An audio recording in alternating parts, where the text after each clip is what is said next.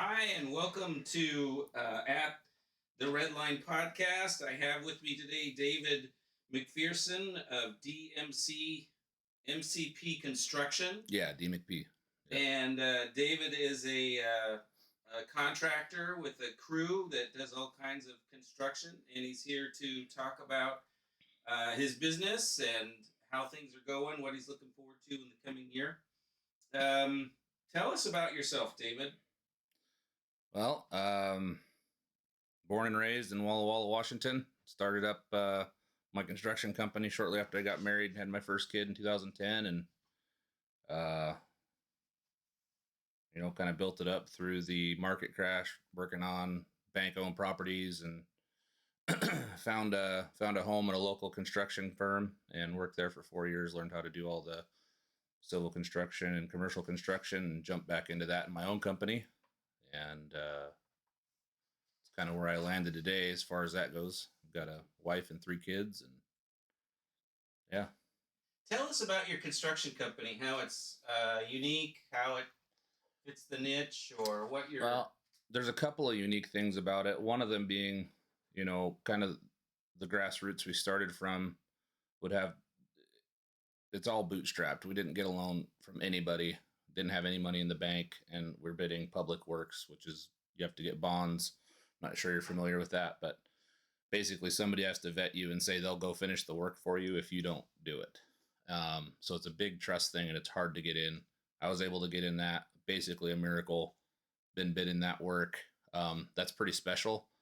As far as the buildup of our business, I would say it's definitely different in that the way we lead is a little more like a ministry than it is like a construction company, which can be difficult in some ways and harder in other, or easier in others. But um, my brother and partner, he's a ex-Navy SEAL, 20 years retired veteran. So he comes from a background of, big business, and that kind of gives us a unique feel when it comes to the administrative side, because what he brings to the table is a different vision than what is typical in our area of expertise.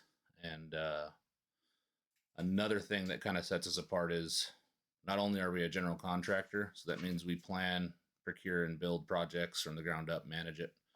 We also have an excavation division that does utilities. It'll do demo.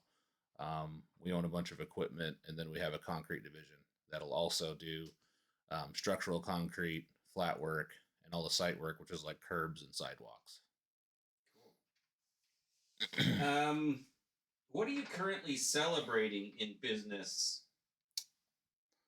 Well, really, every year it's the end of the year is a great time and a hard time. But what we're celebrating right now is the fact that we made it through last year. We grew by nearly 400% last year. We went from 4 employees to 16, from 2 trucks to 5, from 2 pieces of equipment to 8, from 2.7 million to 4 million. And it was taxing. And, kind of the celebration for us is the letdown of, not let down in a bad way, let down like release of pressure, not having to push so hard and get to sit and kind of actually count our eggs. Nice. In your journey, who would you most like to thank and why?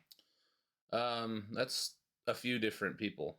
I'd say it's probably more like 50, but I'll kind of go with the top 5. Number 1, childhood wise, growing up, we didn't have a lot of support from our elders, being our grandparents and that kind of stuff. But I had an aunt, Isabella Singh. She was from Alaska, very active for women's rights, was in the Navy. She was one of the head elders for this, for Alaska, for Sciatica.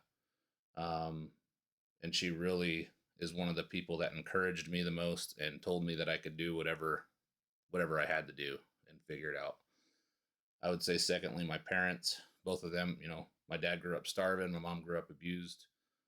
They both pushed past all that, and they raised all of us kids. Each one of us has our different skills and strengths, but they're what really pushed us to the next level of actually taking risk and going forward. And then, also that company that I went and worked for, National Native American Construction, they're in Coeur d'Alene, just for all the education I got there. That's I wouldn't be where I'm at without it. So Nice. yeah, and that's sums it up.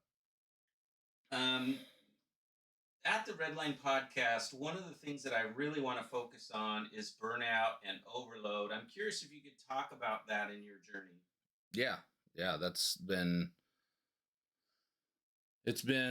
kind of that's the roller coaster. That's like the letdown I was telling you about. Kind of you come into the winter season for us, and things kind of slow down a little bit. You have some time to collect yourself, and in the summer, by the time you hit June, July, it's just there's so many different things going on, so many different responsibilities. Whether it's for me, there's a split between administrative office help, working in the office and the field, and there's 50 different things that need to be done, and it's really really easy to get diluted in the fact that you have all these different functions that need to be done, and you really only have time to do one or two. So pretty much at this point, it's almost a part of, I hate to say it this way, it's almost part of our business model for us, is that we kind of go through a burnout every year. And that's why I'm here, is to try to find a way to, not pass the red line, to function inside of myself in a way that, is best for the company, but doesn't completely burn me out. Because every time I read are you burnout? Look at a sheet of the list, and it's like, well, there's not one of those that I can say I'm good with. And so yeah, we're pretty familiar with burnout. How have you discovered or experienced freedom from burnout and overload and hurry? Well, discipline, by taking the time to kind of align myself with what my true virtues are. That being the family, and taking the time to raise my children and grow them into the people I want them to be. Taking the time to foster my faith with Jesus Christ, and actually give that up to Him, and not try to control and manage every little thing that goes on in my life. Just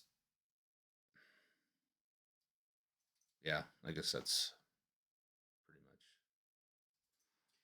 Maybe you could add to it, but You told me about a kind of vision or a word from God that you got recently. yeah. I wonder if you'd be willing to share. Don't feel obligated, but if you would. No, that's like I said, my business is not a ministry, but that's the way my life, and if I'm doing things the way I think I need to be, it is my whole life is. So I was really struggling. I was doing pretty well compared to the past, but still really struggling coming into the holiday season. There's a lot of different pressures that hit kind of towards the end of the projects, end of the season, whether it be, having a lot of people on board, trying to figure out when to lay them off, or trying to figure out how to get the last bit of stuff done with the weather, just all these different pressures. And so I hit a point where it just, to me, it feels like I closed down, and I'm being pushed into a little cocoon I can see out of a little golf ball size hole of life. And I kind of just grit my teeth and move forward and try to enjoy my family, and continue to be somewhat of a human being. But after this new year, God gave me a vision. I remember it pretty clearly. I was driving to Spokane Valley to look at one of our projects, and I'd been praying and reading my word, and all through the holidays, just trying to survive. And I think finally a lot of that took root, and God showed me a vision of basically a vessel of a human. If you took, like they highlight guys on the ground and chalk after they get murdered or whatever, just like basically I saw an outline of a man.